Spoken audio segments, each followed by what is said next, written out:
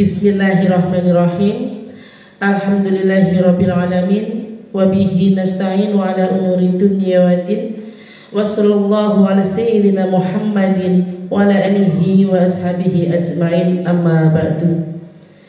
Kepada yang terhormat Ibu Kepala Sekolah SDN Tondo Mulo II, kepada ibu guru SDN Tondo Mulo II, serta hadirin sekalian yang berbahagia.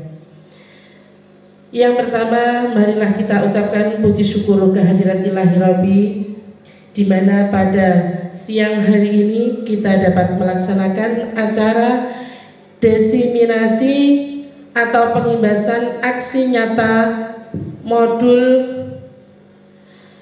1.4 tentang budaya positif karya Ari Idawati CGP Angkatan 9 Bojonegoro. Kemudian sholawat serta salam semoga tetap terlimpahkan kepada baginda Rasul Muhammad Sallallahu Alaihi Wasallam, karena berkat beliaulah sehingga kita bisa merasakan sesuatu itu hak atau sesuatu itu batil. Bapak Ibu, sebelum acara kita lanjutkan, mari kita buka acara ini dengan bacaan basmalah bersama-sama. Bismillahirrahmanirrahim. Selanjutnya adalah sambutan yang pertama disampaikan oleh Ibu Kepala Sekolah SDN Tondo Mulo II. Kepada Ibu Tuti Cahyaningsih kami persilahkan.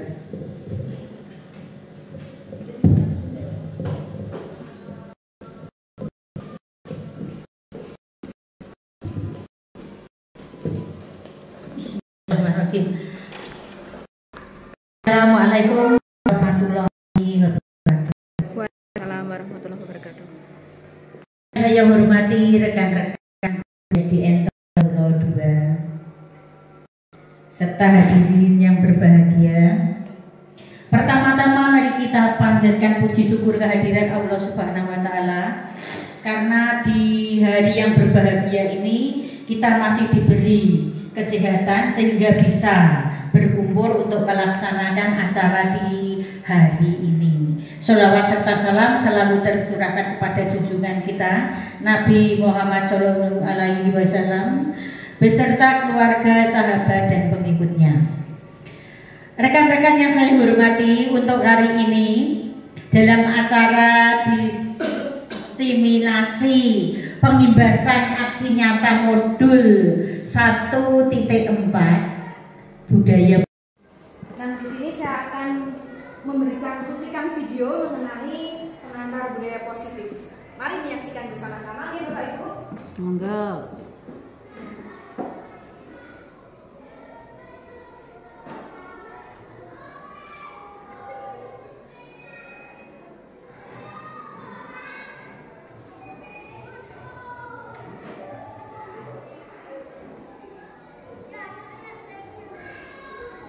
Mungkin videonya agak sedikit suaranya tertutup sedikit ya, karena salonnya ada sedikit problem.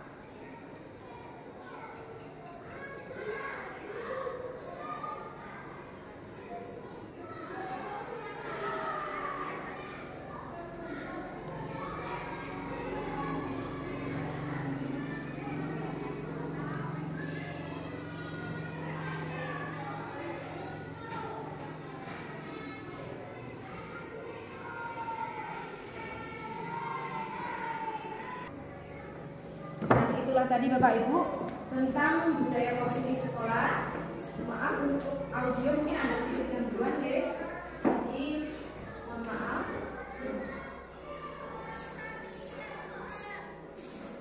Kita akan lanjutkan lagi.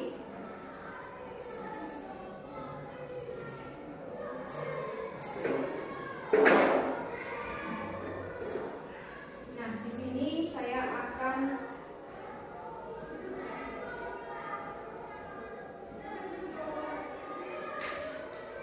melanjutkan lagi.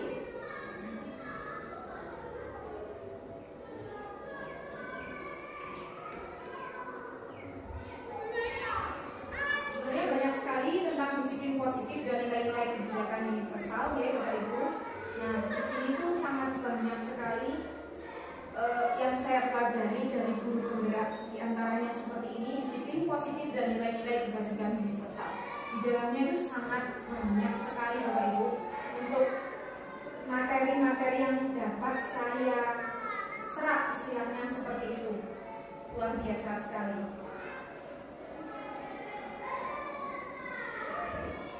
Nah, kita akan kembali lagi.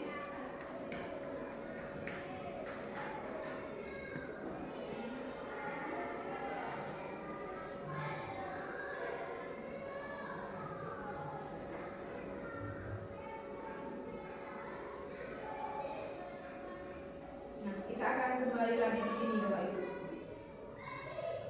Kita akan langsung mengulik saja. Kita bahas kembali mengenai tahapan segitiga eksekusi. Nah, dari monggo Siti, saya persilakan. Bismillahirrahmanirrahim. Assalamualaikum warahmatullahi wabarakatuh. Untuk budaya positif di SDN Tondumulo 2, di SD kami selalu melaksanakan pembiasaan sebelum anak-anak masuk kelas. Selalu dibiasakan untuk Asmaul Husna dan mengaji, membaca surat-surat pendek.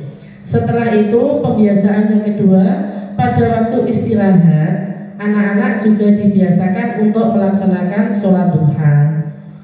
Yang ketiga, anak-anak dibiasakan untuk melaksanakan sholat duhur berjamaah. Tapi untuk SDN Tondumulo 2 biasanya digilir. Setelah itu anak-anak baru bisa pulang. Terima kasih. Assalamualaikum warahmatullahi wabarakatuh. Terima kasih sekali Ibu Siti.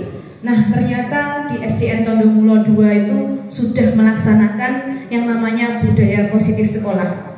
Kita tilik lanjut ya. Budaya positif di sekolah yaitu nilai-nilai atau kebiasaan-kebiasaan di sekolah yang berpihak kepada peserta didik agar mereka dapat berkembang menjadi pribadi yang kritis, penuh hormat dan bertanggung jawab. Nah, salah satunya tadi sudah disebutkan oleh Bu Siti bahwa SDN Tondumulo melaksanakan seperti hafalan, kemudian sholat duha. Nah, ini tentu saja akan membentuk pribadi dan karakter yang lebih unggul dalam beriman dan bertakwa, juga membentuk akhlak yang mulia. Nah, selanjutnya,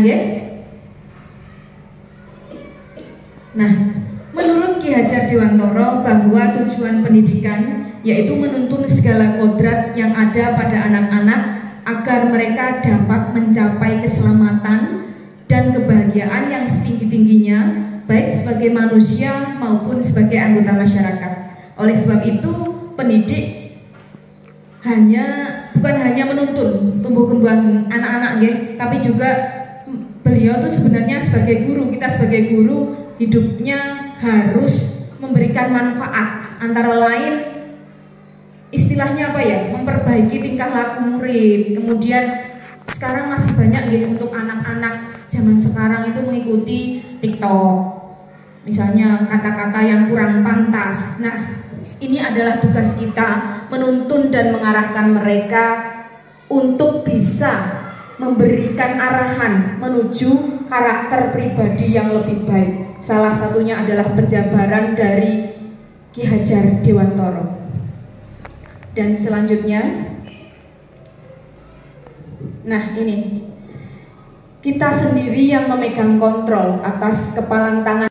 Di sini adalah kita sendiri yang memegang kontrol atas kepalan tangan kita. Nah, apakah kita akan membuka dan menutup kepalan tangan kita? Itu bergantung pada diri kita masing-masing, sesuai dengan kebutuhan dasar kita saat itu. Nah, next, selanjutnya.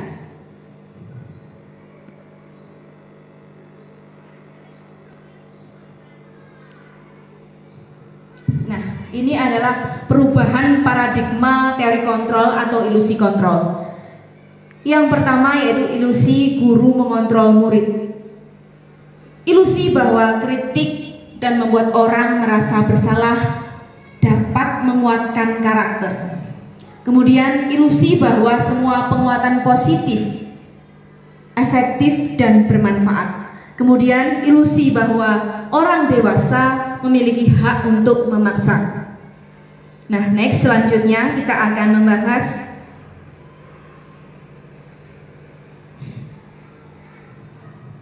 ini dia perubahan paradigma stimulus respon teori kontrol.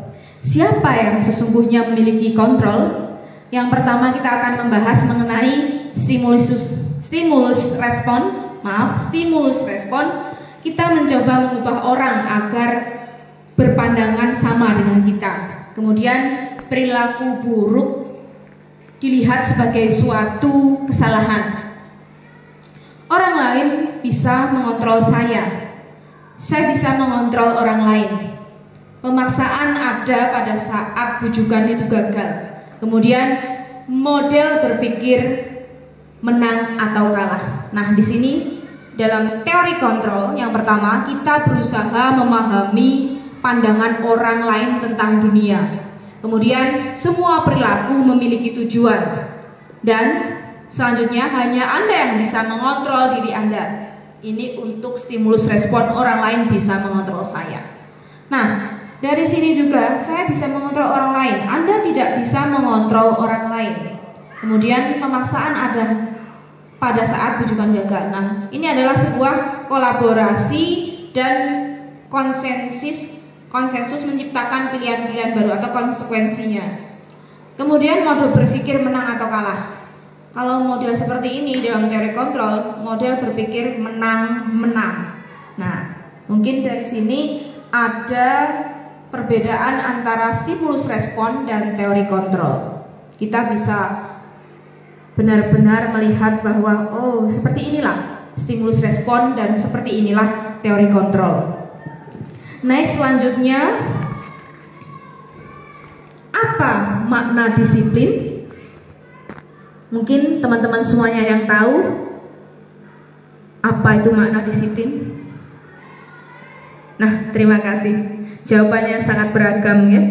Nah, apa makna disiplin? Di sini saya membuka pertanyaan dan memberikan suatu pemaparan. Disiplin itu berasal dari bahasa Latin, yaitu disiplin, yang artinya belajar. Makna asal dari kata ini berkonotasi dengan disiplin diri. Disiplin diri membuat orang menggali potensinya menuju,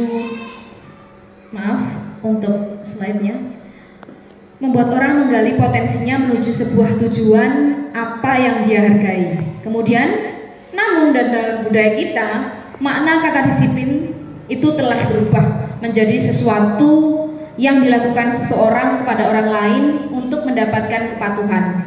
Nah, kecenderungan umum adalah menghubungkan kata disiplin dengan ketidaknyamanan, bukan dengan apa yang kita hargai atau pencapaian suatu tujuan mulia. Nah, selanjutnya kita akan membahas disiplin. Disiplin adalah kemampuan untuk memerintah diri sendiri, kemudian dalam mengontrol dan menguasai diri untuk memilih tindakan yang mengacu pada nilai-nilai yang kita hargai dengan penuh tanggung jawab tanpa terperintah orang lain. Jadi intinya disiplin itu tumbuh dalam diri kita sendiri atas kesadaran hati tanpa suatu paksaan dari orang lain. Jadi muncul dengan sendirinya atas kesadaran diri. Untuk selanjutnya, maksud dari nilai-nilai yang kita hargai adalah nilai-nilai kebajikan, sifat-sifat positif manusia yang merupakan tujuan mulia yang ingin dicapai setiap individu. Jadi nilai-nilai kebajikan yang ingin dicapai oleh setiap anak Indonesia kita kenal dengan profil pelajar Pancasila, yaitu yang pertama, beriman dan bertakwa kepada Tuhan Yang Maha Esa dan berakhlak mulia, kemudian mandiri, bernalar kritis, berkebinekaan global, bergotong royong, dan kreatif. Nah, selanjutnya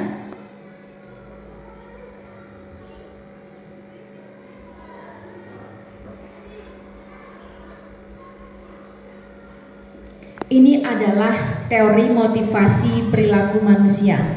Yang pertama yaitu untuk menghindari ketidaknyamanan hukuman, apa yang akan terjadi apabila saya tidak melakukannya. Itu merupakan motivasi eksternal. Kemudian yang kedua, untuk mendapatkan imbalan dari orang lain, itu apa yang akan saya dapatkan apabila saya melakukannya, itu juga merupakan motivasi eksternal. Kemudian yang ketiga, untuk menghargai diri sendiri, saya akan menjadi orang yang seperti apa bila saya melakukannya, itu merupakan motivasi internal yang merupakan tujuan dari disiplin positif. Bapak Ibu, kita lanjutkan lagi untuk maraton kita kali ini. Berdasarkan dari kebutuhan dasar manusia, sebenarnya manusia itu punya yang namanya kebutuhan dasar. Nah, apa saja? Apa sajakah itu? Nah, di sini ada yang namanya survival.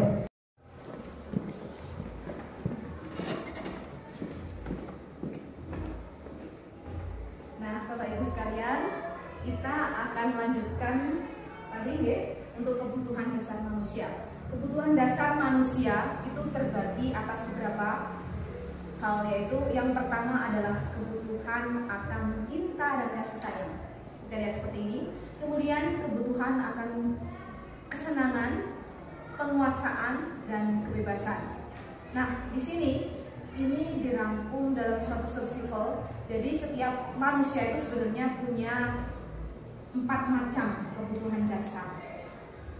Di sini sudah ada gambar hati, kemudian kesenangan kita gambarkan dengan balon, kemudian penguasaan dengan tanda bintang, dan kebebasan itu kita lambangkan dengan kupu-kupu, istilahnya seperti itu, karena dia terbang bebas, apa yang dia mau ingin dia gapai. Selanjutnya,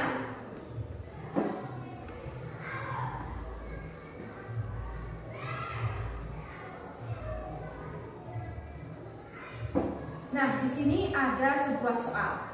Ibu Ani, guru kelas 5 di SD Pelita Hati, sedang bingung menghadapi ulah salah satu murid di kelasnya, Agus. Beberapa anak telah datang dan mengeluhkan Agus yang seringkali meminta bekal makan siang mereka dengan paksa. Jika Anda menghadapi situasi seperti Ibu Ani, apa yang akan Anda lakukan? Menurut Anda kira-kira apa alasan Agus melakukan hal itu? Nah, di sini mungkin Bapak Ibu sudah ada jawaban-jawaban mengenai 4 kebutuhan dasar dari manusia. Yang pertama belonging, fun, penguasaan, freedom. Nah, di sini mungkin sudah ada gambaran mengenai apa yang dibutuhkan Agus.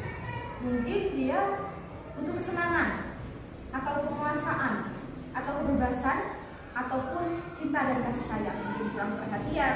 Nah, kita tidak bisa menjudge, oh ternyata anak ini untuk kesenangannya aja melakukan istilahnya bullying. Nah, kita tidak boleh langsung menjudge, namun kita harus menyelidiki, atau biasanya kita melakukan home visit, istilahnya seperti itu. Tapi untuk prosesnya kita akan melaksanakan yang namanya kita diagnosis, kemudian kita wawancara dia. Oh, kenapa ya misalnya hal ini bisa terjadi. Nah, seperti itu. Jadi kita tidak boleh langsung menjudge atau istilahnya kita menghakimi di salah satu pihak. Nah, kita lanjutkan.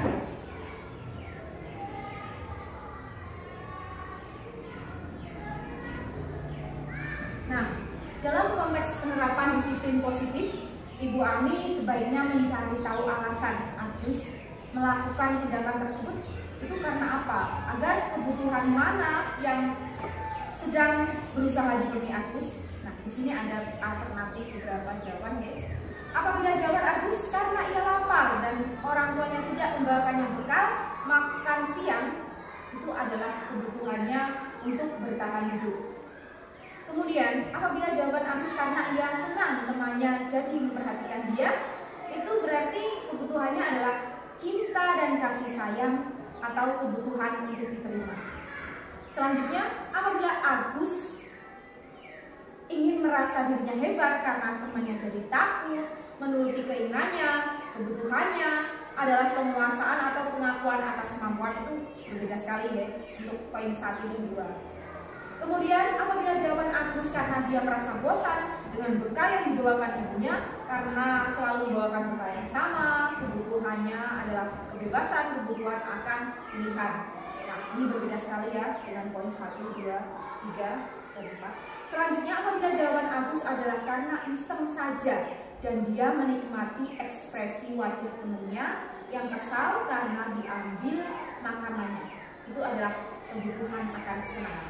Nah, dari keempat ini kita bisa menyimpulkan jawaban manakah yang cocok untuk Agus. Nah, di sini kita bisa menyimpulkan, oh ternyata Agus dalam poin 1, poin kedua, poin ketiga, poin keempat, dan poin kelima. Jadi kita bisa menyimpulkan, oh ternyata murid saya itu kurang kasih sayang, kemudian kurang kebebasan, kurang pilihannya, ingin mempertahankan hidupnya. Nah, itu adalah salah satu contoh kasus yang mungkin akan kita hadapi atau bahkan sering kita hadapi di lingkungan sekolah. Selanjutnya,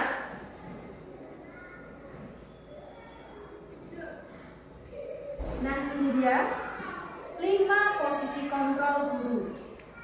Nah, di sini ada guru sebagai penghukum, kemudian pembuat merasa bersalah, kemudian juga ada sebagai teman, pemantau, dan manajer. Nah, untuk kali ini mungkin Bapak Ibu selalu bertanya-tanya, oh sekarang itu saya sering menggunakan posisi kontrol yang pertama sebagai penghukum. Nah, apakah itu betul?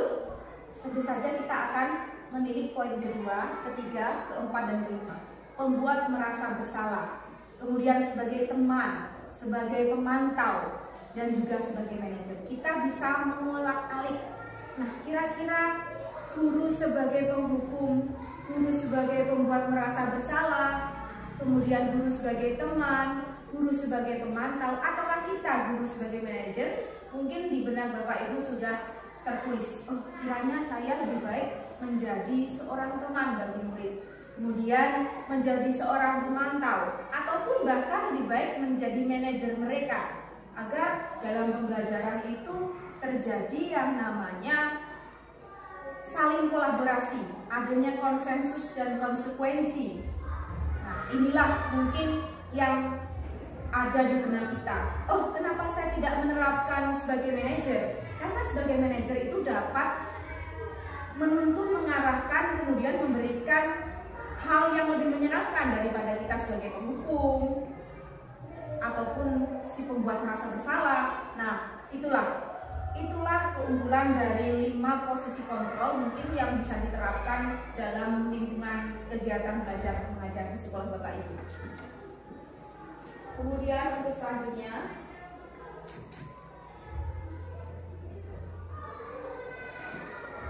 nah di sini ada 5 posisi kontrol.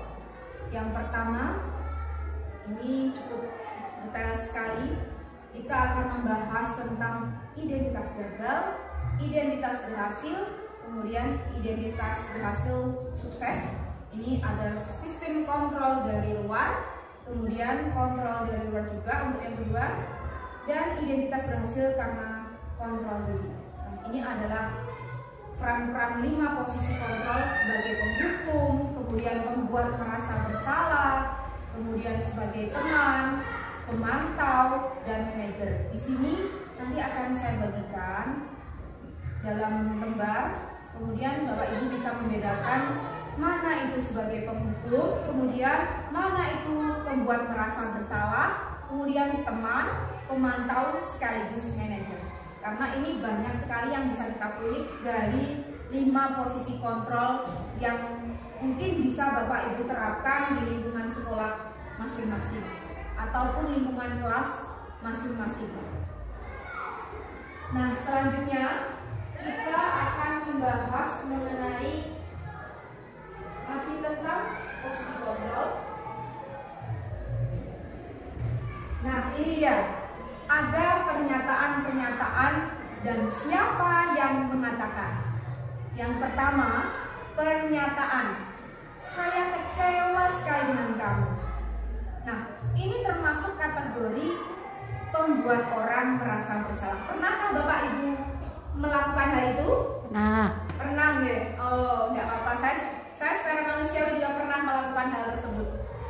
Kemudian pernyataan yang kedua, kamu tidak pernah benar melakukannya. Nah, itu adalah sebagai penghukum. Terima kasih Ibu Siati. Sebagai penghukum. Nah, apakah sebagai seorang guru patutkah kita melakukan hal tersebut? Kamu tidak pernah benar melakukannya. Itu artinya kita menjudge murid bahwa dia itu selalu bersalah. Dan itu mungkin untuk mentalnya kemudian tuh akan down. Oh, dia tidak akan berkutik. Dan misalnya dia tuh akan mati kutu. Karena selalu apa yang dilakukannya itu selalu salah. Jadi ingat lagu saya. Kemudian yang kedua, pernyataan, ayolah lakukan demi Bapak Ibu. Nah, itu adalah posisi kontrol di mana dia itu menjadi seorang teman. Ayolah, lakukanlah demi Bapak Ibu ini loh. Nah, itu kan kita sebagai seorang teman untuk anak didik kita. Jadi tidak sebagai antara guru dan murid, tapi layaknya kita sebagai seorang teman. Kemudian, apakah kamu mau mendapatkan stiker bintang hari ini? Nah, itu merupakan posisi kontrol sebagai pemantau. Jadi, apakah dia ingin dapat bintang ataupun dapat mungkin tanda untuk emoji agak sedih gitu ya. Jadi, apakah kamu mau mendapatkan stiker bintang hari ini? Pasti kan anak-anak akan senang. Oh, jadi di sini tugas guru adalah sebagai pemantau. Jadi, kemudian kita lanjutkan lagi sebagai pemantau, kita itu tugasnya adalah memantau murid. Bagaimana dia menyenangi pelajaran itu, kemudian kiat-kiat apa yang membuat dia selalu bersemangat. Nah, itu adalah seorang pemantau, guru sebagai pemantau. Kemudian yang kedua, yang selanjutnya, bagaimana kamu bisa menyelesaikan masalah ini. Nah, itu istilahnya kita sebagai manajer, menggali, menemukan solusi. Namun, solusi itu dia dapatkan dari dalam dirinya sendiri, bukan dari kita. Karena kalau kita itu namanya akan memaksakan, memberi alternatif pilihan. Jadi untuk bagaimana kamu bisa menyelesaikan masalah ini, itu adalah posisi kontrol sebagai seorang manajer. Nah, seorang guru itu hendaknya menjadikan diri kita itu sebagai seorang manajer. Jadi kita memberikan istilahnya pancingan bagi murid kita untuk menemukan solusi atas apa yang dia lakukan, kemudian bertanggung jawab dengan konsekuensi apa yang dia butuhkan. Jadi kita tidak harus langsung memberikan alternatif pilihan, namun mengkorek ataupun menimbulkan, bisa memancing atau memberikan pemantik agar dia itu bisa memberikan solusi untuk dirinya sendiri. Misalnya pada anak sampah sembarangan. Menyelesaikan masalah ini, saya janji Bu, besok saya akan bawa sampah pada tempatnya, jadi lingkungan tidak kotor. Nah, seperti itu, misalkan saja seperti itu. Kemudian, kamu selalu yang paling terakhir. Berarti kalau ada seorang guru yang berkata kepada muridnya, kamu selalu yang paling terakhir. Nah, bagaimana perasaan si murid? Tentunya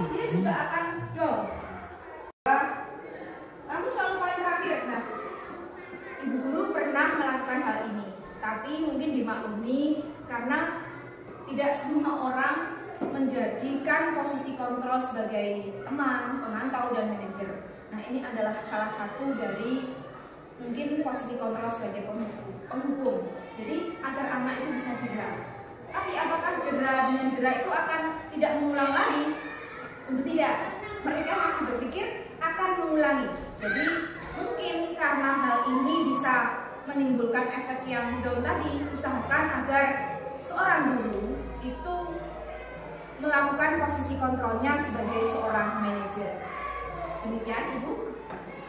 Dan selanjutnya, nah, untuk melakukan hal-hal tadi tentunya juga ada yang namanya budaya positif sekolah. Nah, budaya positif ini ada pada lingkungan positif, kemudian keyakinan kelas, peraturan kelas. Nah, kira-kira dari mana budaya positif itu tercipta? Tentu saja dari peraturan kelas dulu. Kemudian akan ada yang namanya keyakinan kelas untuk dilaksanakan. Kemudian ada lingkungan positif. Dan akan muncullah yang namanya budaya positif yang akan diterapkan dalam lingkungan sekolah. Ini sangat bermanfaat. Kenapa? Karena sebenarnya budaya positif itu akan membentuk karakter atau pribadi yang kuat bagi para siswa, juga bagi seorang guru. Kita lanjutkan. Nah, keyakinan kelas. Mungkin ada yang tahu apa itu keyakinan kelas? Monggo, Ibu. Nilai-nilai kebajikan dan prinsip-prinsip universal yang disepakati bersama secara universal selepas dari latar belakang suku, negara, bahasa maupun agama. Mungkin itu ya. Pas sekali sama dengan ini ya.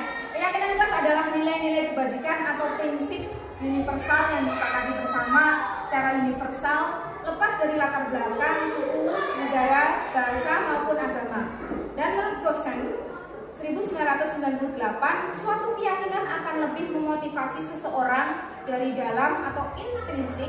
Seseorang akan lebih bersemangat untuk menjalankan keyakinannya daripada hanya sekedar untuk mengikuti serangkaian peraturan. Nah, itu adalah keyakinan kelas yang sesungguhnya. Nah, bagaimana pembentukan keyakinan kelas? Yang poin pertama, mungkin di sini akan ada tampilan di layar. Keyakinan kelas itu bersifat abstrak daripada peraturan yang lebih rinci dan konkret. Kemudian, keyakinan kelas itu berupa pernyataan-pernyataan yang universal. Pernyataan keyakinan kelas senantiasa dibuat dalam bentuk positif. Berarti kalau bisa tidak ada kata jangan, tapi misalnya jangan buang sampah di sembarang tempat, tapi buanglah sampah pada tempatnya, seperti itu. Misalkan saja seperti itu.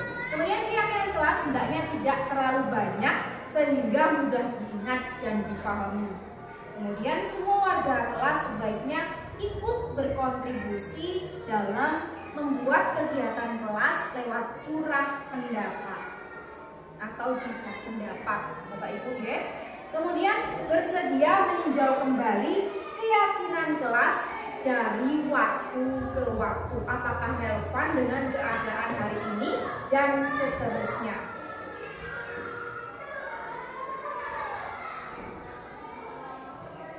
Nah, ini adalah contoh dari peraturan dan keyakinan kelas.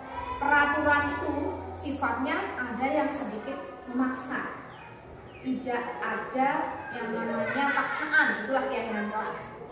Kemudian peraturan itu adanya sanksi bila tidak melakukan. Sedangkan keyakinan kelas itu ada konsekuensi khusus yang akan dilakukan. Nah, untuk yang pertama, peraturan selalu kembalikan buku ke tempatnya. Itu adalah bentuk dari tanggung jawab. Kemudian, dilarang mengganggu orang lain, keyakinan, menghormati orang lain dan diri sendiri. Jadi keyakinan itu adalah kalimat positif, sedangkan peraturan itu sifatnya agak memaksa dan ada sanksi. Kemudian hadir di sekolah 15 menit sebelum pembelajaran dimulai. Untuk keyakinan kelas, menghormati orang lain, komitmen tujuan. Kemudian selanjutnya peraturan, dilarang melakukan kekerasan. Jadi untuk keyakinan keselamatan atau menghormati orang lain. Dilarang menggunakan narkoba, itu alasannya untuk keyakinan kelas adalah kesehatan. Kemudian bergantian atau menunggu giliran. Pada keyakinan kelas menghormati orang lain dan kesabaran. Gunakan masker, itu adalah nilai kebajikan yang dituju itu kesehatan dan keselamatan. Peraturannya, jangan berlari di kelas atau koridor. Nah, dari keyakinan kelas itu, nilai kebajikan yang dituju adalah keselamatan dan keamanan. Nah, dari peraturan ini, ada keyakinan kelas dan ada nilai-nilai kebajikan yang akan dituju. Di antaranya yang sudah saya jabarkan tadi. Nah, sudahkah Anda membuat kesepakatan kelas? Sudah. Oh, sudah. Terima kasih. Sudah. Luar biasa. Tepuk tangan untuk semuanya. Terima kasih. Nah, kita akan melanjutkan.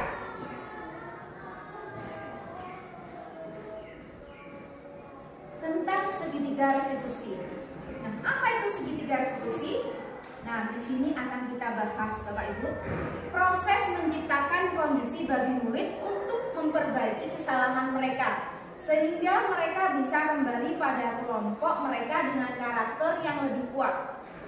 Melalui segitiga restitusi, guru dapat membantu murid menjadi lebih memiliki tujuan disiplin positif, serta memulihkan dirinya setelah membuat rasa bersalahnya itu muncul. Jadi dirinya setelah berbuat salah itu muncul, oh saya itu bersalah. Kemudian membantu murid untuk jujur pada diri sendiri dan mengevaluasi dampak dari kesalahan yang dilakukan. Kemudian memberikan penawaran, bukanlah suatu paksaan. Jadi nilai kesadarannya itu muncul dari dalam diri, bukan hanya karena atas paksaan. Kalau dipaksa, ya waktu itu akan menurut atau manut istilahnya. Tapi suatu ketika akan kembali lagi, karena itu tidak berdasarkan dari kesadaran hati, melainkan karena paksaan. Nah, itulah segi negatifnya.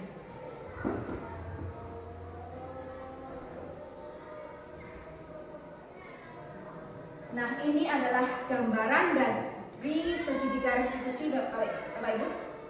Maaf, agak ribet ngomongnya. Ini adalah gambaran dari segitiga restitusi, Bapak Ibu. Yang pertama adalah menstabilkan identitas. Kemudian adalah validasi tindakan yang salah. Kemudian yang ketiga adalah menanyakan keyakinan. Nah, di sini ada hal-hal yang perlu kita ketahui tentang validasi tindakan yang salah. Contohnya, kamu tentu punya alasan mengapa melakukan itu. Adakah cara yang lebih efektif untuk mendapatkan apa yang kamu butuhkan? Kemudian untuk menstabilkan identitas. Setiap orang pasti pernah melakukan kesalahan. Kemudian kamu bukan satu-satunya yang pernah melakukan ini. Kemudian untuk menanyakan keyakinan. Nilai-nilai apakah yang telah kita sepakati?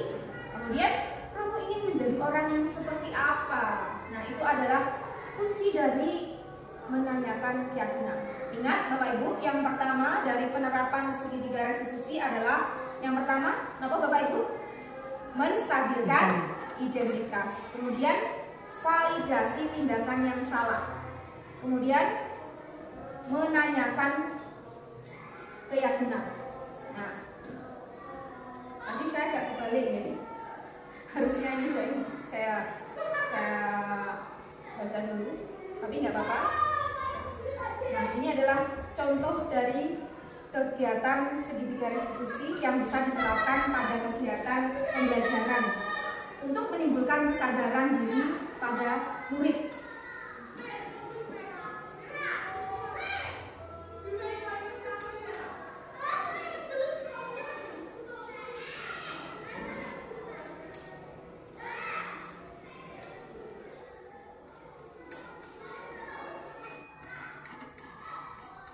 Nah, saya ulangi lagi deh.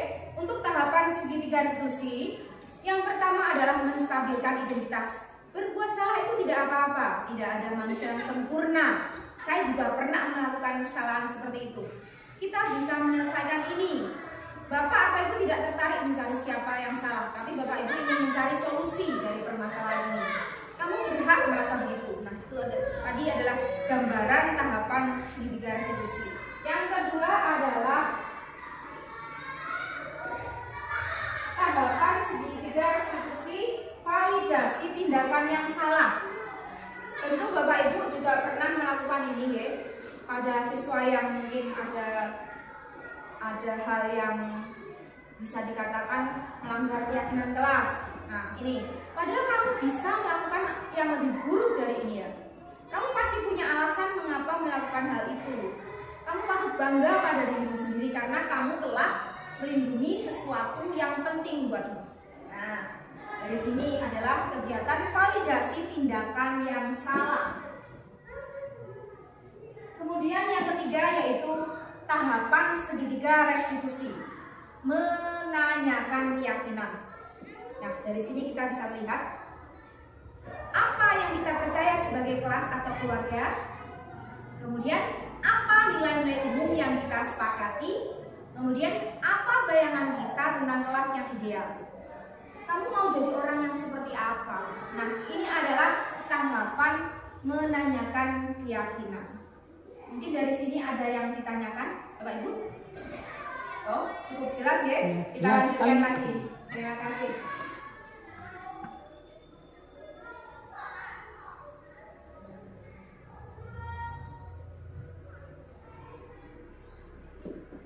Nah, dari sini mungkin ada sesuatu hal.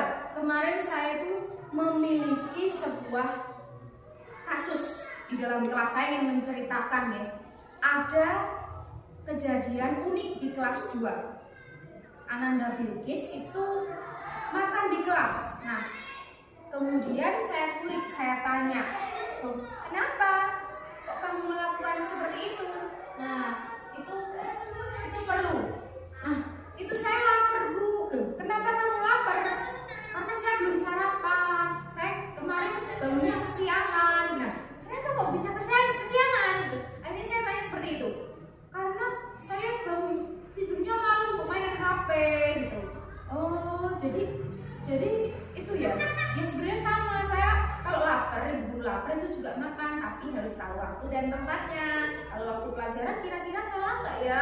Terus dia jawab gini, "Saya salah, Bu." Oh iya, bagus. Berarti dia sudah mau mengakui kesalahannya secara sadar. Kemudian, nah, terus gimana cara kamu agar kamu tidak bangunnya kesiangan, nggak telat sarapan? Oh, saya harus bangunnya pagi, Bu. Saya nggak boleh main HP sampai malam. Nah, tepat sekali. Hal seperti itu yang ibu guru harapkan pada siswa ibu. Saya bilang seperti itu. Saya semangati terus. Terus kamu kalau sarapan pukul berapa? Biasanya pagi, Bu. Tapi itu karena kesiangan. Besok saya akan bangun lebih pagi, kemudian sarapan. Jadi saya nggak akan melanggar kesepakatan kelas lagi, Bu. Nah, itu adalah timbul motivasi untuk menanyakan keyakinan. Kemudian akan timbul pertanyaan, nah, kamu akan mulai dari kapan? Nah, saya akan mulai dari besok, Bu. Saya janji besok akan bangun pagi, sarapan. Jadi saya tidak telat lagi, Bu. Nah, itu adalah suatu tahapan segitiga restitusi yang telah saya lakukan. Kemudian mungkin Bapak Ibu juga ingin melaksanakan segitiga restitusi pada murid di kelasnya masing-masing, pada mungkin anak yang ada kan yang buang sampah sembarangan, kemudian tidak mengerjakan PR, kemudian ada lagi yang namanya apa ya? Bapak Ibu, untuk hal ini bagaimana cara mengingatnya agar kita itu bisa fokus dengan apa yang kita laksanakan? Nah, saya itu punya sebuah lagu untuk tahapan segitiga restitusi. Saya langsung ya, saya ciptakan sebuah lirik aja. Ini juga langsung secara spontan atas ide Ibu Muksihati. Terima kasih, Ibu. Tahu saja kalau saya suka menyanyi. Tahapan segitiga restitusi. Gini ya, coba kita pakai lagu yang lagi hits sekarang. Lagu apa ya kira-kira? Ngomongnya segitiga restitusi. Ada tahapannya. Yang pertama akan menstabilkan kemudian menanyakan keyakinan. Lanjutannya gimana, saya sudah kurang paham. Sip pokoknya. Nah, terima kasih. Nah, di sini ada segitiga restitusi. Kemudian jangan lupa menstabilkan identitas. Tapi lagunya kurang gimana gitu ya. Tapi enak juga kok didengar. Segitiga restitusi. Yang pertama, menstabilkan identitas. Validasi tindakan yang salah. Yang ketiga, menanyakan keyakinan. Agak kurang pas ya. Kalau bukan ada 5. Segitiga restitusi. Menstabilkan identitas. Validasi tindakan yang salah. Menanyakan keyakinan. Nah, baca. Nah, sip. Pakai lagu baru ada 5 yang lebih mudah. Nah, itu adalah praktek dari segitiga restitusi. Mungkin dari Bapak Ibu kok susah ya menghafalkannya. Nah, pakai baru ada 5 aja. Yaitu segitiga restitusi. Menstabilkan identitas. Validasi tindakan yang salah. Menanyakan keyakinan. Nah, mungkin itu sangat mengena di hati dan mungkin bisa untuk langsung kita terapkan kepada murid-murid kita. Hal ini mungkin memang susah, tapi sebenarnya kita mengalir saja, insya Allah akan menjadi hal yang sangat mudah. Menghadapi murid yang bagaimanapun, kalau posisi kontrol kita tepat, insya Allah akan memberikan keberkahan. Kemudian akan menciptakan budaya positif. Ingat, 5 posisi kontrol. Kita klik kembali ya. Ada lagunya juga sekarang. Gimana kalau kita pakai lagu baru ada 5 atau pakai lagu apa? Monggo. Kita skip dulu, kita scroll dulu ke atas. Nah, ini ya. 5 posisi kontrol guru. Penghukum, pembuat merasa bersalah. Teman pemantau, juga ada manajer. Meletus balon hijau, enggak ya? 5 posisi kontrol guru. Ada penghukum, pembuat merasa bersalah.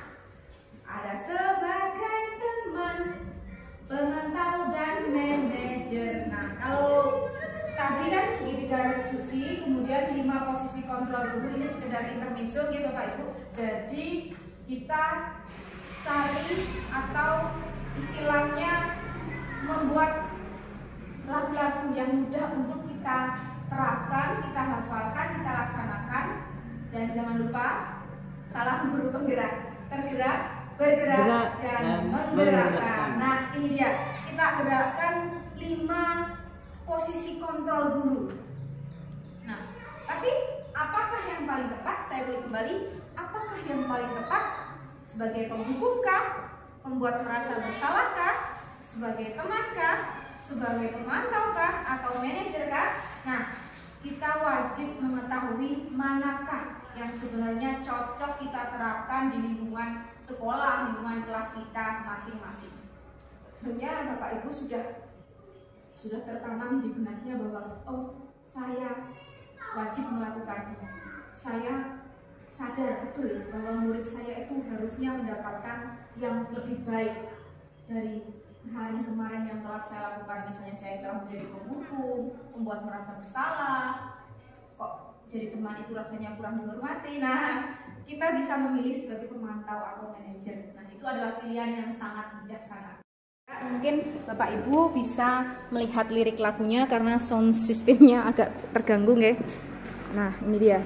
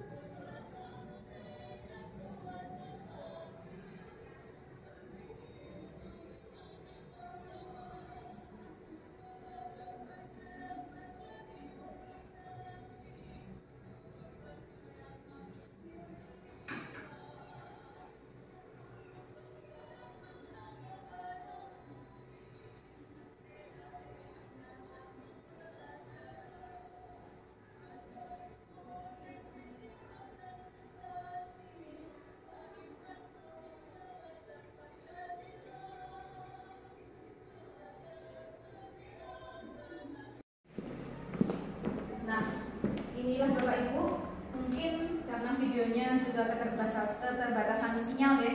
Jadi bisa kita hafalkan mas guru penggeraknya, dan jangan lupa kita terapkan yang namanya 5 posisi kontrol yang bisa kita pilah-pilah. Kemudian ada segitiga restitusi, saya ulangi sekali lagi, segitiga restitusi. Nah, mungkin dari sini, dari aksi nyata yang telah saya lakukan itu banyak hal yang bisa kita dapat. Nah, ini dia.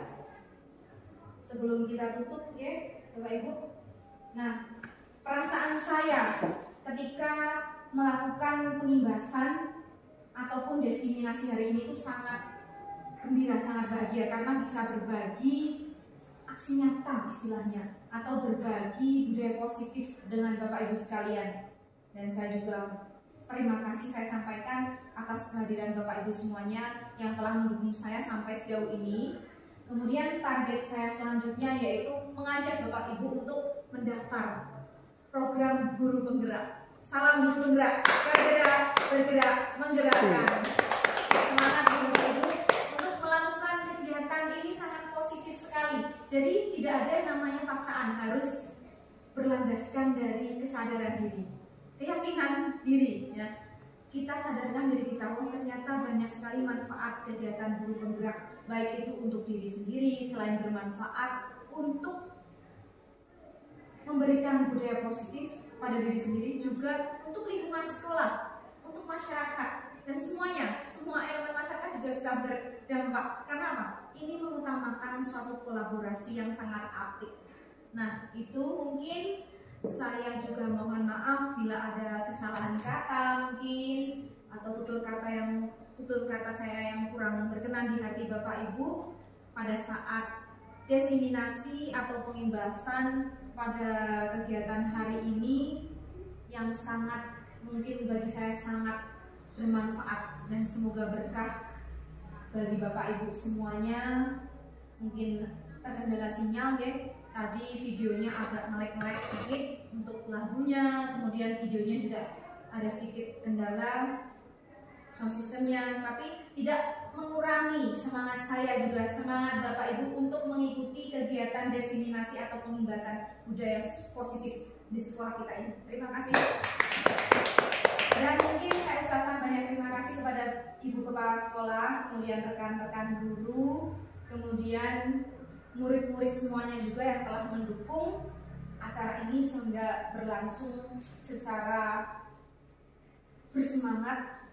Kemudian meskipun udaranya juga panas menggelora, tapi semangat Bapak Ibu juga luar biasa. Nah, sekian dulu dari saya akhiri sekian. Wassalamualaikum warahmatullahi wabarakatuh. Waalaikumsalam warahmatullahi wabarakatuh. Salam guru penggerak, tergerak, bergerak, menggerakkan. Terima kasih semua.